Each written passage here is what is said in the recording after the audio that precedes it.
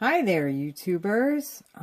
This is my second video, and it's going to be on how to use a field journaling kit, aka Sketchbook Wrangling in the Wild. This is what I take with me, and the reason I take it with me is because it fits in the mom bag that I showed you in the last episode. I have this big bag because I have somewhat young children now, and they used to be really young, and I used to use it as like a diaper bag. I mean, they were really young just a couple of years ago. But at any rate, I either carry one or the other of these sketchbooks, and I carry this field journaling kit like thing with my the rest of my sketching equipment in it. And like I said, it fits in my bag really comfortably. It's a little heavy after a while, but you know, that's the price of having the opportunity to use them. And I thought first I would probably show you, this is the one I work with for the most part here. So let's start with that. Why sketch in the field? Why not just take photographs and sketch at home? I think you don't get the same degree of values from photography, even with today's photography. I think there's all kinds of experiences you can have. I mean, reality is the ultimate virtual reality, and being in reality is the most immersed you can be in your subject. So yes, find the thing, maybe take photographs of it, draw from the photographs at home. But there are sometimes things that you want to record right there for whatever reason. Maybe you have spare time, you know, like I've done a good portion of these in waiting rooms with my two children for various appointments. I've done some drawing at the marina where I keep a small sailboat. I've done all over the place. I've drawn on hikes with my daughter. That's like something we love to do together. So it's really like it's a great thing to be able to keep a field journal. And I guess for this video, I'm going to show you the journal first, and then maybe for the next video, I'll go into the equipment I use. Well, let's do this. I'll talk about the journal a little bit, and then I'll tell you about the equipment. I'll go through the guts of the journal in the next video. Well, this is a moleskin Cahiers. They're approximately, I think, like 50 pages long, maybe.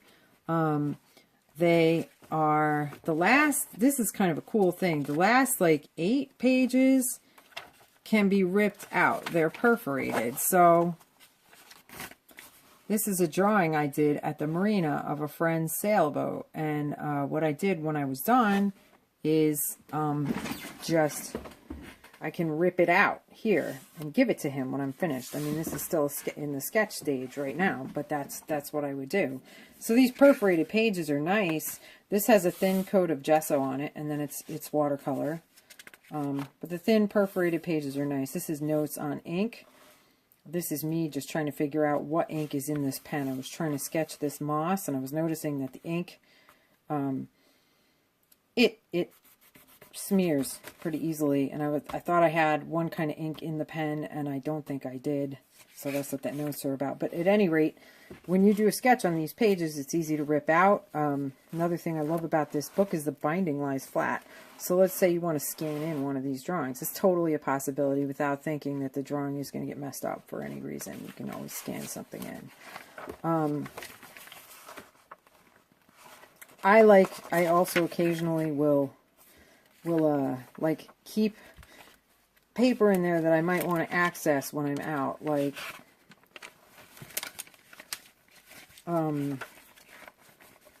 here's a to-do list, you know, that I have that I like to keep in the journal instead of having it anywhere else, because if I'm carrying this around with me, I'm mostly likely to use this. So I had this like pink calendar book thing, and I ended up like removing the calendar and just using this as a way of like recording my life. There's another page there. So I removed the pages from the calendar. Like, this is the original book it came in, and I'm like, I don't know, I don't really need that. So what I do is I prepare a lot of my pages with gesso, like, so that, and I try to make it so that if I do go out, I have like a page or two at least that has nothing on it that's gesso coated. So it takes it from being this kind of like off-white to being like a pure white, which I like. I mean, I guess I like the off-white too, but the pure white is sometimes easier to work with when you scan it and stuff. Things show up better. Value contrast is nicer. So, and this is the sketchbook, and I'm doing a lot of naturalist type stuff right now. My daughter also draws in the sketchbook. It ended up birthing, this sketchbook ended up birthing a project, which is a pretty cool thing. Like, it ended up making it so that the project that I am working on now with my daughter's Girl Scout troop and an autism camp where I'm going to be teaching art this summer is a plant identification, a camp for autistic kids. I mean, a camp identification, plant identification scavenger hunt. And there's like questions that you ask that are prompts in nature. These are taken from John Muir Laws. He's like a naturalist that I'm really interested in, and this is like a little sketch on how to ask yourself questions when you investigate a new plant. So I might scan this page in, change it, add some more question type stuff on this side, and this would be something for the kids to work with, like to use. So Marielle's Girl Scout troop, that's my older daughter, she's 9. They might use that. And this is a little collage I did, kind of like, because there's this guy's art that I really like, and I put his art in the collage. His stuff is right here. It's pretty neat. But so yeah, that's what the contents of the sketchbook are all about. Now, one thing I'd like to show you also is this, which is a fields kit for sketching. So, you know, I'll show you the contents of that as well, because that's kind of cool. I'll do that this video, I think. But the first thing I have in here is my little ship's log, because I am a sailor with a boat. So this is like, you know, just descriptions, things I need to do in there, descriptions of things, little sketches, things I have to do to my boat, events that happened. This is like another event that we went to that we came in like pretty much dead last on both heats with the races, but it was still a lot of fun. So that's my little ship's log, which I always keep on me because whenever I'm in the sailboat, I usually have my pocketbook. So that's that. So then there's these. These are just Reeves watercolors. I'm not so excited about the quality, but I do like the fact that if I lose them, it's not the end of the world. They're portable, and they have this like flappy thing, which I haven't really tried to use yet, where you can actually just hold it like this while you draw, and you know, hold your book, I guess, in this hand like that, and draw on your book with your you know, while using your watercolors, and do that all with one hand while you're standing up. That's supposed to be cool. Thank you for that hint, Mr. Laws. His stuff is all about that. The how to conveniently sketch in nature thing. So that's the ship's log. And then we'll go into, whoa, look inside there. Lots of cool pens and stuff. Let's go into that. Well, you might ask, okay, Mick, so what do you use to do your watercolors? I use a water brush. This is a water brush. It has actual bristles, which are really awesome. People that draw with manga, and stuff like that, they're very familiar with these.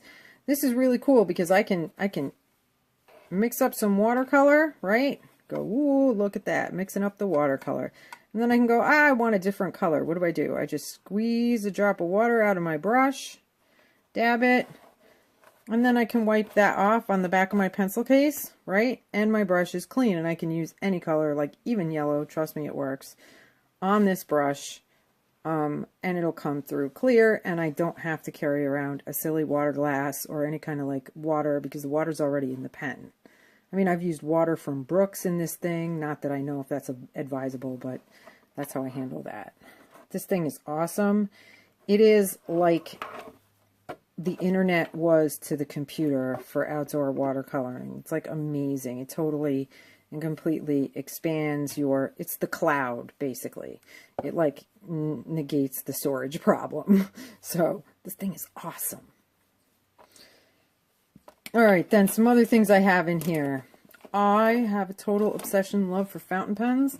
This is a Fine Point Waterman Phileas. It's a really nice fountain pen. It does not belong really in my pack of stuff, but you know, there you have it. These things are really cool. These are like Papermate 1.3 millimeter mechanical pencils. I am like an elephant with a pencil. I press down on mechanical pencil leads. They snap. It's annoying. Using this one totally gets rid of that problem because it's so thick. It's pretty durable. It doesn't snap. I love drawing with that. But the line's kind of dark. So I keep this blue drafting pencil in here, which is also like a thick leaded mechanical pencil. Well, why mechanical pencil, you might ask? Gee, you know, if I don't use a mechanical pencil, I have to sharpen my pencil. It's like one more maneuver that I don't really want to execute. I mean, I can, but I don't really want to. This is a black ink brush here. This is black ink. I'm actually considering, I think this is a Pentel also, but I could be wrong about that. Like it's got all kinds of Chinese writing on it, and I really don't see any American writing, so I'm not sure I remember what this is. Anyway, that's what that. These two, there's another one of these pencils. I often carry doubles of my stuff because my daughter is into art too, and sometimes she comes along with me or ends up wanting to draw in my sketchbook, and I want to have something for her to draw with, so I carry doubles. This is just an old manuscript calligraphy pencil. I'm pretty much retiring it very soon because the lid doesn't stay on, so that renders it a little bit not so useful. But it is what it is. Here's a big eraser stick, so that if I need to erase something, I draw in pencil. And then this is a Pilot Papermate fountain pen loaded with purple ink. And this is a Schaefer loaded with what you call bulletproof ink, which is ink that does not fade when you wash. Put water on top of it. So like, it's like a Sharpie in that sense, except it's a fountain pen. It's pretty fun. But anyway, I hope you enjoyed looking at my field journaling kit and all the stuff that's in there. You're going to find your own way of dealing with the issues of how to get around in the world of field journaling. I really highly recommend that if you're going to do this, you get a water brush, because painting with a water brush is just fabulous. It like takes you on a whole new place when it comes to the versatility and usability of watercolors in like all different kinds of surroundings. It's awesome. So yeah, and the only thing I don't like about this sketchbook, well, there's two things really. The first is that the paper is a bit thin. That's not the sketchbook's fault. That's kind of what it's intended for. But even when I put gesso on it, occasionally I'll end up poking a hole in it or something. This doesn't happen very often, but it does kind of like, for thin paper, let me tell you, this stuff is incredibly strong and there's very little bleed through, as you can see. There's just not a lot of, like, can't see the writing on the other side of the paper. Unless I use a Sharpie, then Sharpie would bleed through probably. The stuff is really, it's really pretty sturdy, and I'm very happy with it in that regard. So, that's my journal, and that's my outdoor sketching kit. Have a nice day.